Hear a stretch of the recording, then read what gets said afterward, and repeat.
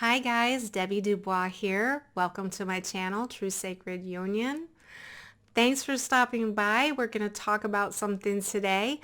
Um, it's funny, a lot of us think about times that we're triggered. All right, we work on all kinds of clearing and all kinds of trying to make sense of our crazy journey. And something interesting came up, and it's something that I've learned about, but it's like I didn't realize like how valuable this information is. So I wanted to put it out there in case you're interested in learning about this. There's cases where you've been working on something and pieces start to fall into place, right? So I've got to say, all right, I'm going to just say there's a circumstance of a friend of mine, and she was a client. That's how I met her. She's a good friend of mine. And when she came to me, she had met someone that she thought was her twin flame. So we dealt with that, and she was in a particular point in her life. And interestingly enough, she went through an experience then where she met another person that was a catalytic heart awakening. And we went through, I think it was about a year that we kind of knew each other from her first connection. And then all of a sudden she met a second person. The other person kind of faded off, and she met a second person, and she had a whole bunch of other catalytic experiences. And I was very, very blessed to be able to kind of be a part of this journey. So she kind of culminated in one of these situations, kind of once again being put on hold and hiatus. And she since had changed her marital status since we met. I remember, when we were talking, it was like, well, this is telling you something about where you're at in your current relationship. And, even though there's security involved and, things like that, and there was family matters, it was kind of like I kind of saw that really there was nowhere for her to go, but eventually make a move to a state where she was not in that relationship anymore, so that she would be able to be aligned with an energy that's more compatible. Well, anyways, long story, make this story a little bit longer. So what happens then, right, is she's at the place where she's on her own. She's been on her own for almost a year. She's in her power. She's had, the second catalyst come back, and she's had all these things, and she's finally gotten to, I'm really happy to be by myself. Really am working on me, really in a great place. And like a lot of people that have gone through the catalytic heart awakening, she had done some of the dating apps, and I know a lot of you out there have been willing to explore dating because you don't want to lock yourself in to, oh my God, only this one person. A lot of you that have done your work. In fact, I saw something and I made some notes about it. Someone wrote a question: can you heal so much that you don't care about reuniting or uniting with your twin, and you don't even think about him anymore, and you just want to let him go and move forward with your life? Absolutely, that happens, because on this path you really do get to a point where you feel like you can stand in your own power and stand in your own truth. So to just make a long story just a little bit longer, it's not a long story, but anyways, so she's at this point, and one day she's just kind of bored, and she picks up her dating app, and she swipes 2 or 3 people, and guess who's there? This first catalytic heart awakening, right? This first person who catalyzed her journey is sitting right there on a dating app. And of course she has to make the decision. Do I swipe left and say goodbye, or do I swipe right and put myself in this position, right?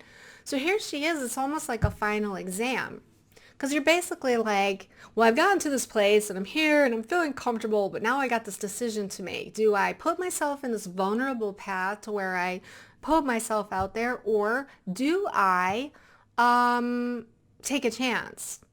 So I'm not going to I'm not going to share any of the rest of the story with you, because that's her story, but I will share with you this.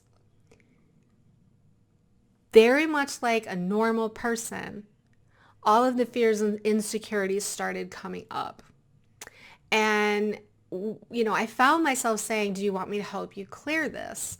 And what I realized is this is something that more of us need to understand, and more of us need to deal with this and learn about it and become conscious of it, which is why I decided to do this particular video. The thing is that really good things happen too. All right, great things happen. And we think of ourselves as being attached to outcomes when it comes to relationships or job interviews and things like that, or when our fears come up. But attaching to outcomes is something that happens when you really feel good about something. Oh my God, I cannot believe this. Everything in my being tells me this is great.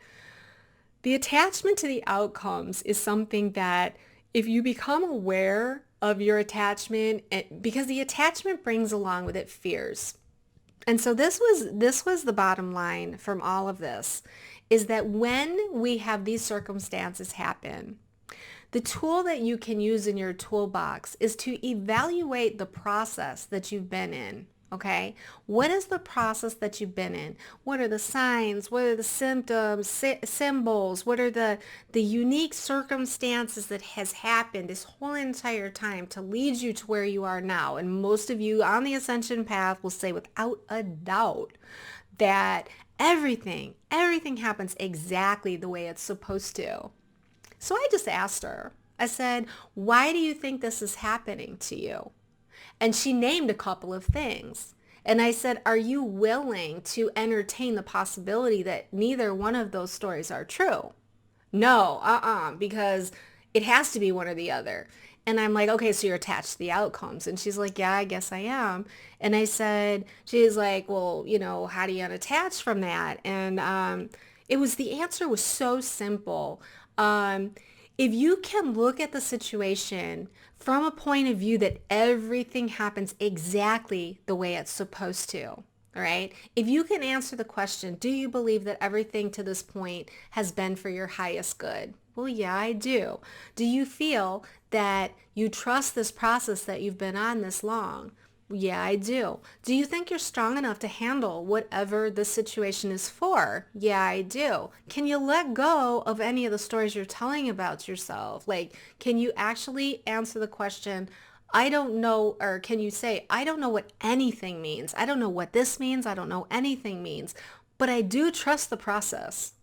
If you can do those things, you are able to let go, and you don't tell yourself any stories, and you're able to let what is supposed to happen happen.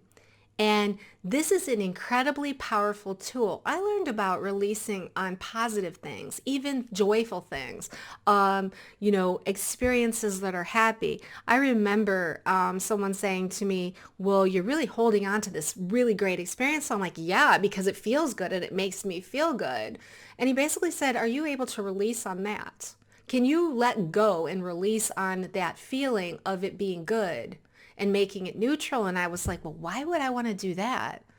Because there's an energy it becomes attachment when you live something over and over and over again in your mind. Oh my God, this was great. This was great. This was great.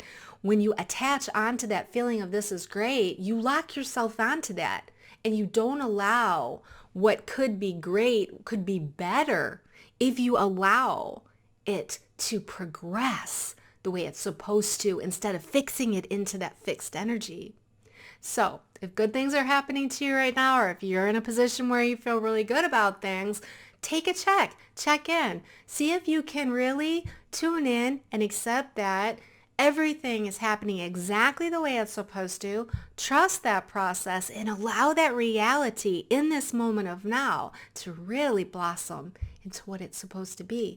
And your higher self has got the steering wheel, and it knows what you prefer. It's teaching you how to create what you prefer.